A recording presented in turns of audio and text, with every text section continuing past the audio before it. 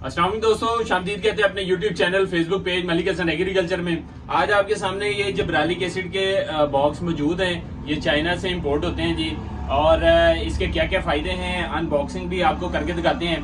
तो इसमें से एक बॉक्स जो है वो ओपन करते हैं आपके सामने कि इसके जो है फसलों पर क्या क्या फायदे होते हैं।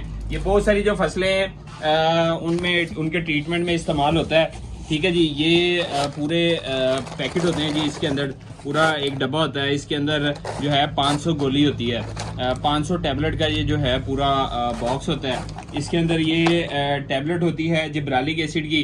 ठीक है, तो ये 10% इसके अंदर जिब्रालिक एसिड होता है, और ये बहुत सारे जो है पौधों को भी बढ़ने में मदद देता है, और फलों के बढ़ाव में भी इसका काफ़ी फ़ायदा आता है, काफ़ी मदद देता है, और ज़्यादा फूल बनाता है, फल भी जो है वो ज़्यादा बनाता है।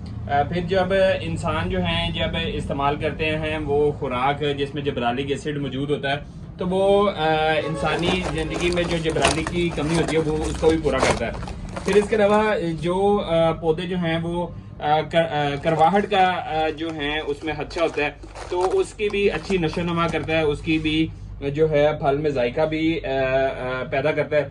फिर जो अच्छी नस्ल के बीज होते हैं उनकी पैदावार बढ़ाने में भी इसका अहम किरदार है जिब्रालिक एसिड का।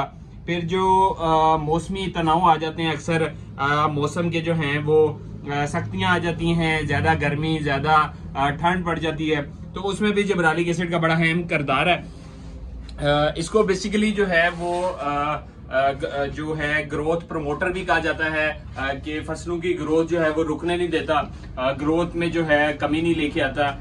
इस पर्पस के लिए भी फार्मर इसको इस्तेमाल करते हैं। तो दोस्तों ये था जिब्रालिक एसिड, इसकी आपको अनबॉक्सिंग करके दिखाई।